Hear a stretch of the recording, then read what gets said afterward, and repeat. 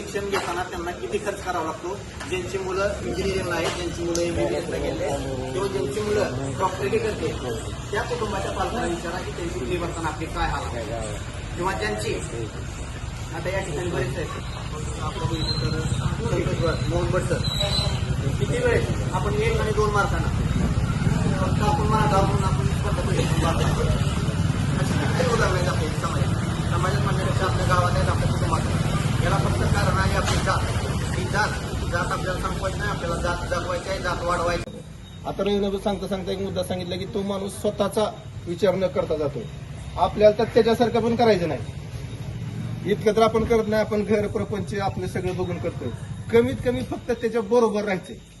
ते तुम्हाला म्हणलेच नाही. आजचं त्यांचं आव्हान आहे. मानधन सुंब्याला त्यांची बैठक झाली आहे, शेवटची इशारा बैठक. त्या इशारा बैठकीत त्यांनी सांगितलं की तुम्ही फक्त मला तिथं सोडून या, मला सोडून परत या. अजून ह्याच्यापेक्षा सोपं त्यांनी काय सांगायचं. म्हणजे मला तर असं वाटतं की प्रत्येक मराठा माणसानं कमीत कमी एकदा ह्या पिरियडमध्ये मुंबईला भेट देऊन यावं. हे खरोखरच आपल्यासाठी. आणि दादानी बी असं सांगितले की मी स्वतः तिथं जाऊन मुंबईतनं तर परत मी येणार नाही, तुम्ही सगळे गेला तरी माझं काम झालं तर, नाहीतर माझं प्रियतच येईल त्या ठिकाणी. ह्या आव्हानाला जर आपण शेवटचं आणि अंतिम मानत नसू तर मला वाटतं मग हे समाजासाठी चांगलं नाही. आणि माझं असं मत आहे ही उद्याची बैठक किंवा उद्याचा जो मोर्चा आहे, उद्याचं आंदोलन आहे, हे ऐतिहासिक आहे. आणि ऐतिहासिक गोष्टीला आपण त्या ठिकाणी साक्षीदार असणं हे आपल्या भविष्यासाठी सुद्धा अतिशय महत्वाची आणि चांगली गोष्ट असणार आहे. त्यामुळं केलेल्या रवींद्र आव्हानाला किंवा आपण सगळ्यालाच माहिती आहे, सगळ्यांनी सहकार्य करा. आणि जास्तीत जास्त सहभाग जेवढा होईल तेवढं बघा. दिवस तर असेच चालले आहेत. 2-3 दिवस स्वतःसाठी काढा, समाजासाठी काढा, बाकी नंतर बघायला भरपूर आहे सगळं. तर आता केलेल्या आव्हानाला मी स्वतः सक्रिय आहे त्यामध्ये आणि येणारी आहे मुंबईला. तर आपणही सगळे यावं आणि या आंदोलनामध्ये सहभागी व्हावं.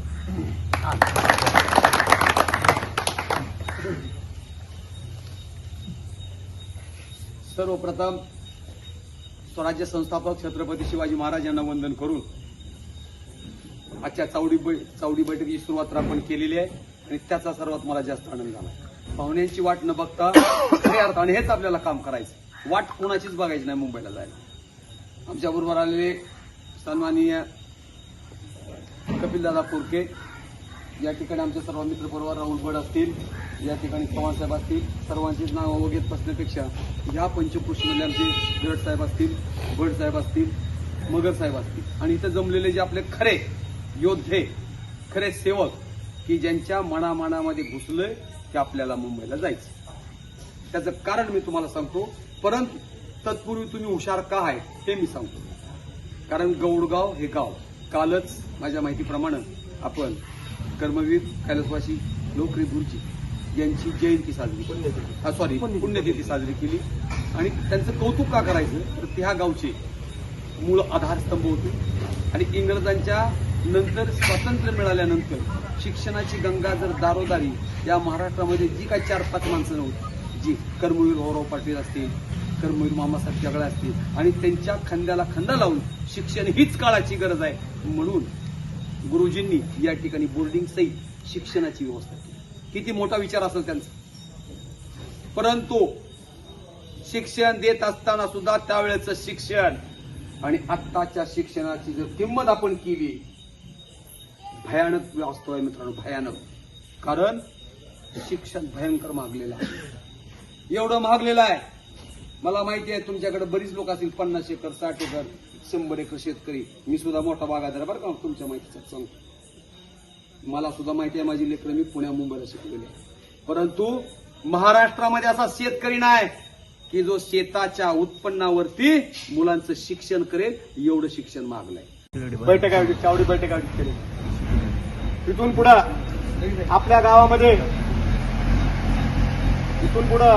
आपल्या गावामध्ये कुठल्याही आरक्षणाची बैठक नसणार आहे. इथून पुढं कुठलंही आंदोलन नसणार आहे. इथून पुढं कुठलंही उपोषण नसणार आहे. इथून पुढं कुठलंही साखळी उपोषण नसणार आहे. किंवा जसं आपल्या गावात सगळ्या आपल्या मराठा आंदोलकांनी जसं आंदोलन केलं तसंही कुठलं आंदोलन नसणार आहे. कधी आपल्या भागात तसं ट्रॅक्टर मोठं झाला तसं ट्रॅक्टर मोठ्याही नसणार आहे. याचं कारण काय की ही आपल्या मराठ्यांची सगळ्याची शेवटची लढाई आहे, जिंकू किंवा हरू. ह्याच्यामध्ये एक तर आपल्याला जिंकायचं आहे किंवा कायमस्वरूपी हारायचं। आज एक लक्षात ठेवा, आज आपल्याला एक 5 सिमेंटच्या पत्र्याच्या खोलीत राहणारा एक युवक, आज आपण ज्या मराठा समाजाचा आहोत, त्या मराठा समाजाचा एक युवक अख्ख्या जगामध्ये 2 कोटीची सभा घेणारा आता कोणी माईचा पूत नाही, आता समाजात आपण जन्म घेतला। छत्रपती शिवाजी महाराज आणि छत्रपती संभाजी महाराज यांच्यानंतर छत्रपती शिवाजी महाराज आणि छत्रपती संभाजी महाराज यांच्यानंतर जर मराठ्यांना जर कुणी कायमस्वरूपी जर एकत्र करायचं काम केलं असेल तर ते फक्त आणि फक्त संघर्ष योद्धा मनोज जरांगे पाटलांनी केलेलं आहे।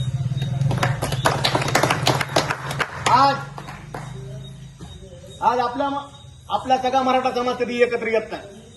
आपल्या मराठा समाजानं नेहमी प्रत्येक जातीला सांभाळलेला आहे।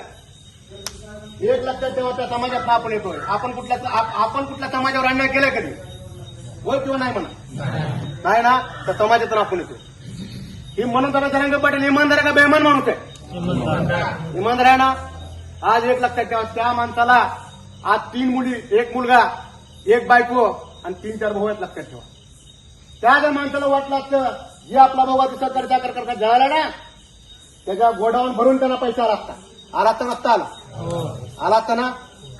मग आज त्या माणसानं फक्त समाजाच्या पुढे इमानदारी बाळगलेली आहे, त्या माणसानं समाजाच्या पुढे इमानदारी बाळगलेली आहे। त्यामुळं जर त्यांना जर काय उद्या बरं वाईट झालं आणि आपल्या दोघांमध्ये जर कुणी जर तिथे गेलं नाही, सरकारने जर आपल्याला आरक्षण दिलं नाही, त्यांच्या धरतीच्या पापात आणि त्यांच्या कर्मात आपला सहभाग असणारा लक्षात आहे। ते पाप आणि ते वाईट कर्म आपल्याला ते पडणार आहे। आणि दुसरं, ज्याचा बाप मराठा तोच मुंबईला येणार आहे। एक लक्षात ठेवा, एक नेता तुमच्या लेकरावर जास्त प्रेम करू शकतो का एक बाप तुमच्या लेकरावर जास्त प्रेम करू शकतो? बाप आहे ना, बापाच्या भूमिकेत राहा। मराठा समाज कधीच एकत्र आला नाही, मराठा समाज कधीच एकत्र आला नाही। तुम्ही माळी समाज बघा, जयभीम समाज बघा, वडार समाज बघा, आज मातंग समाज बघा, प्रत्येक समाज बघा, प्रत्येक समाज हा एकत्र आहे। फक्त आपला मराठा समाज सोडला तर आज कसा बसा आपला मराठा समाज एकत्र आला का नाही आला ना। मग माझी तुम्हाला कळकळीची विनंती आहे, 50% आतमध्ये आपल्याला आरक्षण पाहिजे। 50% आतमध्ये जर आरक्षण घेतलं, जोपर्यंत चंद्र सूर्य तारे आहेत तोपर्यंत आपलं आरक्षण टिकणार आहे, तोपर्यंत आपलं आरक्षण टिकणार आहे। ज्या लोकांवर तुम्ही गुलाम उधळलाय, तुमचा प्रत्येकाचा नेता वेगळा आहे। ऐका ना, गावातला असू द्या, जिल्हा परिषदचा असू द्या, पंचायत समितीचा असू द्या, तालुका लेवलचा असू द्या, किंवा तुमचा लोकसभेचा खासदार असू द्या, प्रत्येकाने वेगवेगळं मतदान केलं, प्रत्येकाने मतदान केलं नाही केलं? कोणी कोणाला विचारून केलं का? नाही केलं ना। आता ऐका, तुम्ही तुमच्या त्या नेत्यावर तुम्ही गुलाल टाकला का नाही टाकला? मग तुमच्या लेकरावर तुम्हाला गुलाल टाकू वाटतं का नाही टाकू वाटतंय? त्याने टाकावं का नाही टाकावं? मग तुम्हाला माझी नम्रतेची विनंती आहे, त्या नेत्यांना बोला, काय बोला, त्या नेत्यांना बोला, आम्ही तुमच्यावर गुलाल उधळलाय, आम्ही तुमच्यावर गुलाल उधळलाय। आज वेळ आहे की आमच्या लेकरातून गुलाल उधळला पाहिजे। काय उधळला पाहिजे? गुलाल उधळला पाहिजे। त्यासाठी तुम्ही आम्हाला आर्थिक रसद पुरवली पाहिजे। एक लक्षात ठेवा, आपल्या जोडवरची टीम मुंबईला पण आली होती, परंतु आपल्या एक लक्षाला किंवा तक्रार करण्याला कुणी तुला साथ दिली नाही, कोण चांगला कोण वाईट नाही, सगळी एक सेबड क्रिया करायची, आहे का नाही जायची। त्यामुळं कुणालाही नाव न ठेवता आपलं आरक्षण आपल्या लेकराला कसं भेटतंय, यूपीएससी एमपीएससी आपले लेकरं कसे अधिकारी होतील, कसे डॉक्टर होतील, कशी वकील होतील, कशी शिक्षक होतील, कशी मोठ्या मोठ्या पदावर जातील।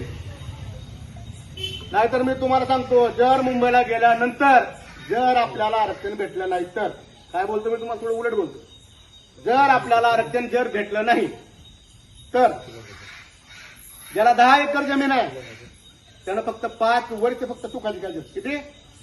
5 वर्ष। ज्याला 20 एकर जमीन आहे त्यानं फक्त 10 वर्ष सुखाची खायची, आणि ज्याला 30 एकर जमीन आहे त्यानं फक्त 15 वर्ष सुखाची खायची।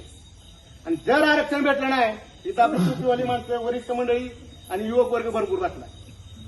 त्याच्यानंतर जी आपली वय आहे आत्ताची 40 असेल ती 55 होणार आहे, 55 असेल ती 70 होणार आहे। लक्षात ठेवा, त्या माणसाने आपली पुन्हा मुंबई पकडायचं, एखादं शहर पकडायचं, त्या शहराखाली वरिष्ठ मंडळी भिका मागायची, भिका काय मागायचं, भिका कारण मराठा समाजाला रुबाबात राहायची सवय आहे. मॉडेल पण वागणार नाही ही सवय आपल्या लक्षात ठेवा. तरी आपल्या लेकरा बाळाला दोन्ही भांड्याने संडासद्वारे लावायचे. काय लावायचे? संडासद्वारे लावायचे आहे. कुणाकुणाला लावायचा ना हात वर करा. कुणाकुणाला लावायचे? संडास लावायला लावायचं नाही. मग त्यासाठी तुम्हाला मी सांगतो कळकळीची विनंती आहे. एवढा इमानदार माणूस आपल्याला भेटला नाही.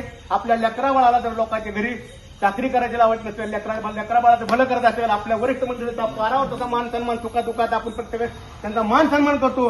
तो जर सन्मान कायमस्वरूपी आपल्याला ठेवायचा असेल तर आपल्याला मुंबईत यायची गरज आहे आणि आपल्याला आरक्षण मिळणं गरजेचं आहे. आपला मराठा समाज कच्चा माल आहे. हा कच्चा माल आहे.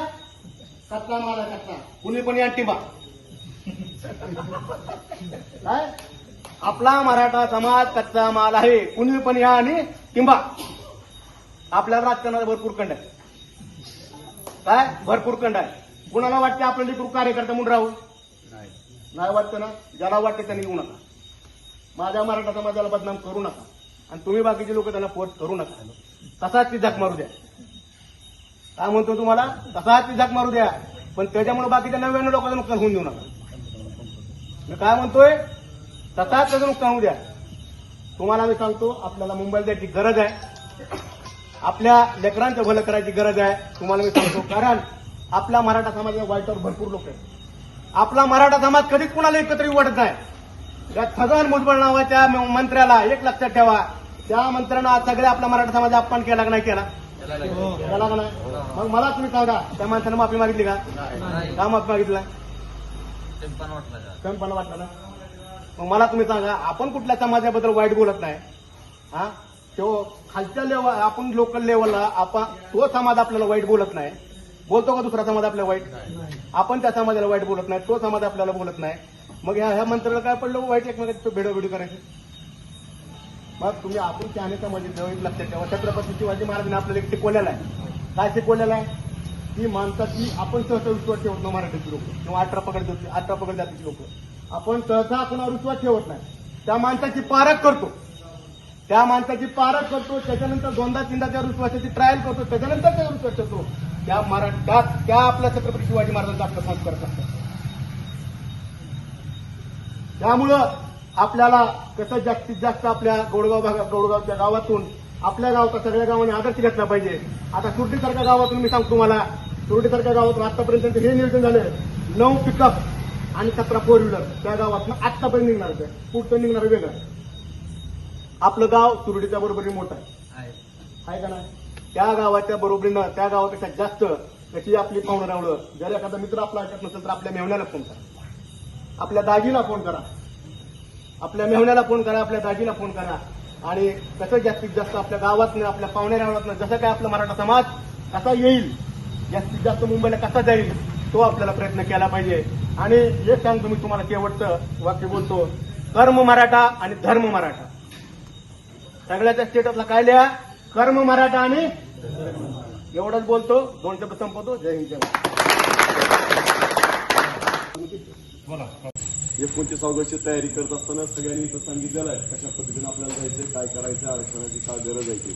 मी फक्त 1-2 गोष्टी सांगणार आहे. थांबणार आरक्षणाच्या मुंबईला येण्यासाठी काय केलं पाहिजे, मुंबईवरून परत आल्यावर काय केलं पाहिजे, या 2-3 गोष्टी फक्त सांगणार. सगळ्यात पहिल्यांदा तुम्ही सगळेजण आता आपल्या प्रत्येकाच्या घरामध्ये किमान 2 अँड्रॉइड मोबाईल आहे ना. मोबाईल प्रत्येकाच्या घरात होतो. तुम्ही प्रत्येकाने त्या मोबाईलवरती व्हॉट्सअपचं स्टेटस जरांगे पाटलाच ठेवायचं. अडचण आहे का ठेवायला? नाही. 29 ऑगस्टच्या निमित्तानं स्टेटस ठेवायला चालू करा. प्रत्येकाचं स्टेटस हे जरांगे पाटलाचं उपळे आपल्या गोंडगावामधलं दिसलं पाहिजे. जे ठेवत नाही त्याच्याकडे तुम्ही लक्ष ठेवा. आणि त्याच्यानंतर दुसरी गोष्ट काय करतील आपल्याला व्हॉट्सअपच्या सोबत फेसबुक, इंस्टाग्राम वगैरे सगळीकडे पोस्ट टाकता येते. जमल ना? जमते. किती वेळ लागतं या सगळ्या गोष्टी करायला? वेळ झाला 10 मिनिटं. बरोबर आहे. 10 मिनिटापेक्षा जास्त वेळ लागत नाही. पण दिवसभरामध्ये आपण किती बी कामात असू द्या. बोला छत्रपती शिवाजी महाराज की जय. छत्रपती संभाजी महाराज की जय. एक मराठा, एक मराठा. श्रद्धा मनोज जरांगे पाटील तुम आगे बढ़ो. हम तुम्हारे साथ हैं. श्रद्धा मनोज जरांगे पाटील तुम आगे बढ़ो. हम तुम्हारे साथ हैं. ओबीसी मध्ये आरक्षण गौरीगावकरांच्या एकजुटीचा एक मराठा एक मराठा छत्रपती शिवाजी महाराज की छत्रपती संभाजी महाराज की आता कुठे जायचंय कुठे जायचंय छत्रपती शिवाजी महाराज की छत्रपती संभाजी महाराज की एक मराठा एक मराठा श्रद्धा मनोज जरांगे पाटील तुम आगे बढ़ो श्रद्धा मनोज जरांगे पाटील तुम आगे बढ़ो धन्यवाद जय जिजाऊ जय शिवराय आयोजन करण्यासाठी राज्यभरात साधारण एक 500 ते 600 टीम दररोज कार्यरत आहेत. हे आंदोलनाची जनजागृती करण्यासाठी काम करतात.